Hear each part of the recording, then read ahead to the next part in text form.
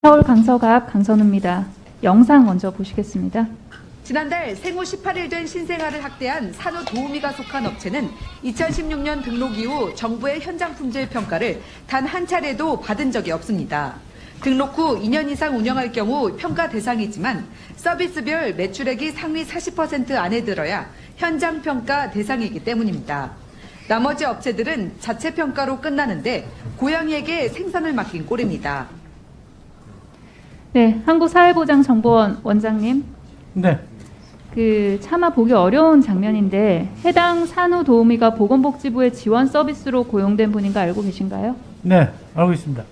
한국사회보장정보원이 산모 신생아 건강관리 지원 사업 서비스에 대해서 3년 주기로 품질평가를 지금 실시하고 있습니다. 이 품질평가를 실시하는 이유는 제공 인력에 대한 교육이나 이용자 만족도 그리고 서비스 모니터링을 점검해서 정부의 사회 서비스가 국민에게 잘 제공되고 있는지 확인하기 위함이죠. 네. 근데 방금 영상에서 보신 학대 산후도우미가 속한 업체는 현장 평가를 단 한 차례도 받지 않았습니다. 다음 슬라이드 보시겠습니다. 2016년과 2019년 비교를 해보겠습니다. 보시면은 2016년에는 현장 평가가 77%예요. 그런데 2019년 보시면 41%로 36% 정도 축소된 거 보실 수 있습니다. 그러면 나머지 업체는 어떻게 되느냐? 옆에 보시면은 자체 평가를 하게 됩니다. 스스로 평가를 하는 거죠.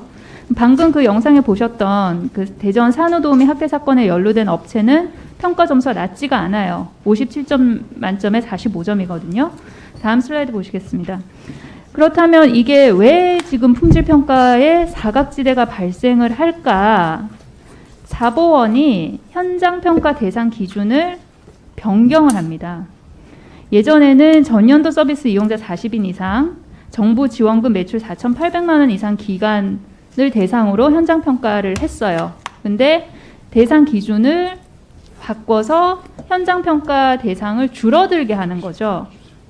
그래서 보시면은 대신 이 산후도우미 관련해서 현장평가 대상을 줄인 반면에 이제 그 부분을 다른 서비스 사업을 평가하는 데 씁니다. 사회보장원이. 산모 신생아 건강관리 지원 사업뿐 아니라 다른 정부 지원, 사회 서비스 사업에 대한 현장평가를 골고루 하기 위해서 기준을 바꾼 거죠. 그러면 이제 산후도우미 관련해서는 현장평가가 줄고 예를 들면은 노인 돌봄 종합 서비스, 간병 방문 지원 서비스 현장 평가가 다 증가를 하게 됩니다.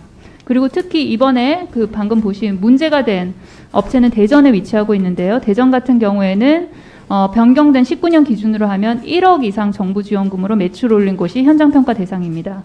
그 바뀌기 전엔 4,800만 원이죠. 그러니까 현장 평가를 하는 곳이 확연하게 줄어듭니다. 이렇게 꼼수 부리시면 안 된다고 봅니다.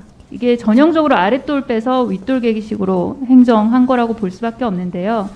평가 기준을 바꾸는 게 아니라 품질 평가 확대 및 절대적 인력 확충과 같은 그런 근본적인 대책을 마련을 해서 현장 평가 그대로 더 확대시켜 나가야 된다고 저는 생각을 합니다.